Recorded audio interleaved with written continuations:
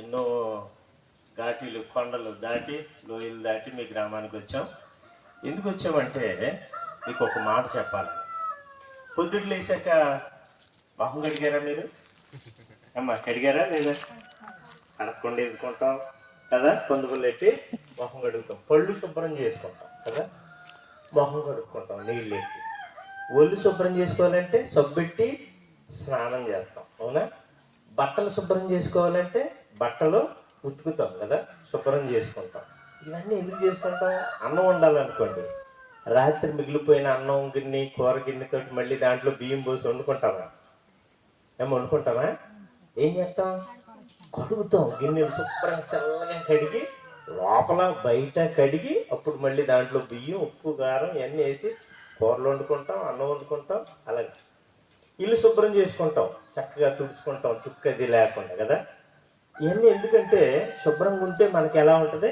ఆరోగ్యంగా ఉంటుంది. ఇవి శుభ్రంగా ఉండాలి. పళ్ళు శుభ్రంగా ఉండాలి, ఒళ్ళు శుభ్రంగా ఉండాలి, బట్టలు శుభ్రంగా ఉండాలి, మనం శుభ్రంగా ఉండాలి, మన పరిసరాలు శుభ్రంగా ఉండాలి. మనం ఇలా కోరుకుంటున్నాం.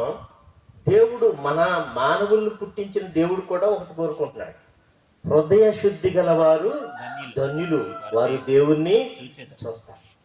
దేవునికి ఏ శుద్ధి కావాలంటే హృదయ శుద్ధి. హృదయ శుద్ధి అంటే ఎలాగ ఉంటుందండి?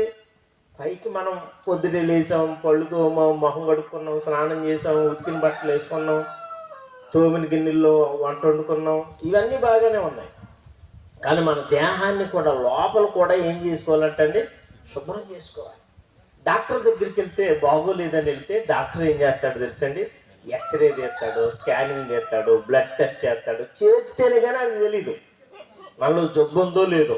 ఏం చేస్తే ఎక్స్రే, స్కానింగ్, బ్లడ్ టెస్ట్ చేస్తే మనలో జబ్బు ఉందేమో తెలుస్తుంది. కానీ దేవుడు మనల్ని చూస్తున్నప్పుడు మనలో పాపం ఉంటే ఆ పాపాన్ని దేవుడు నేరుగా చూస్తాడు. ఎక్స్రే తీసినట్టు ఆయన కనపడుతుంది. దేవుడు మనల్ని చూస్తున్నప్పుడు మనలో పాపం లేకుండా ఉంటే మనం దేవుణ్ణి చూడగలుగుతాం. అర్థమవుతుందండి మీకు? మనం శుభ్రంగా ఉండాలి. పైన శరీరం అంతా శుభ్రంగా ఉండడం మంచిదే, కానీ హృదయం కూడా ఎలా ఉండాలండి? శుభ్రంగా ఉండాలి. హృదయం శుభ్రంగా ఉంటే, శుద్ధిగా ఉంటే యేసు ప్రభు మనల్ని ఆయన చూస్తాడు, పరలోకాన్ని చేరుస్తాడు. హృదయ శుద్ధి ఎలా కలుగుతుంది? ఏమండి? కాలుకి మట్టి అంటుకుంది, నీళ్ళు ఎట్టు కడుక్కుంటే పోతుంది, అవునా కదా? బట్టలకి ఏమైనా తారు అంటుకుందండి, తారు రోడ్డు వేస్తున్నారు, తారు అంటుకుందనుకో, కిరోసిన్ కానీ డీజిల్ కానీ పెట్టి కడిగితే ఆ తారు పోతుంది. టీ తాగుతూ ఉండగా టీ ఏమైనా ఉడికింది అనుకోండి బట్టల మీద, ఏమని దానికి నిమ్మకాయో ఏదో ఏదో వేస్తాం, వేస్తే శుభ్రం అవుతుంది. అలాగనే మానవుడికి పాపం అంటుకుంది లోపల. ఎక్కడ అంటుకుందండి? పైన కాదు. పైన సబ్బు పెడితే పోతే, షాంపూ పెట్టి వేస్తే పోతుంది. కానీ హృదయంలో ఈ మానవుని లోపల హృదయం పాడైపోయింది. ఇది పాపంతో నింపబడింది. ఇది శుభ్రం చేయాలంటే సబ్బు పనిచేయదు, షాంపూ పనిచేయదు, కిరోసిన్ పనిచేయదు, పెట్రోల్ పనిచేయదు. ఏమిటి శుభ్రం చేసినా ఇది పోదు. జబ్బు వస్తే ట్యాబ్లెట్ వేసుకుంటే బాగుపడుతుంది, లేకపోతే ఇంజక్షన్ చేసుకుంటే బాగుపడతాం, వైద్యం చేసుకుంటే బాగుపడతాం జబ్బు వస్తే. కానీ పాపం అనేది జబ్బు. హృదయం పాడైపోయి పాపంతో నింపబడింది. ఇది పోవాలి అని అంటే యేసు ప్రభు రక్తము కావాలి. కోడెల రక్తము, గొర్రెలు, మేకల, ఎడ్ల, ఎనుబోతుల రక్తం పాపాలని తీయలేదు. ప్రతి మానవుడు హృదయం కూడా పాడైపోయి ఉందండి. ఏ భేదము లేదు, అందరూ పాపం చేశారు, దేవుని గ్రంథం చెబుతా ఉంది. కాబట్టి మన పాపం పోవాలి అని అంటే ఏం కావాలండి? యేసు ప్రభు రక్తం కావాలి. యేసు ప్రభు ఎవరు?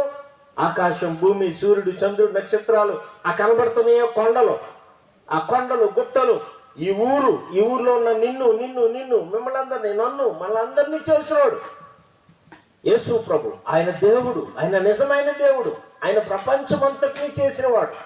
తాలిగుడుములో ఉన్న మిమ్మల్ని చేశాడు, ఎక్కడో ఉన్న మమ్మల్ని కూడా ఆయనే చేశాడు. ఆయనకు మనం ఇష్టంగా ఉండాలంటే మన హృదయంలో ఉన్న పాపాన్ని పోగొట్టుకోవాలి.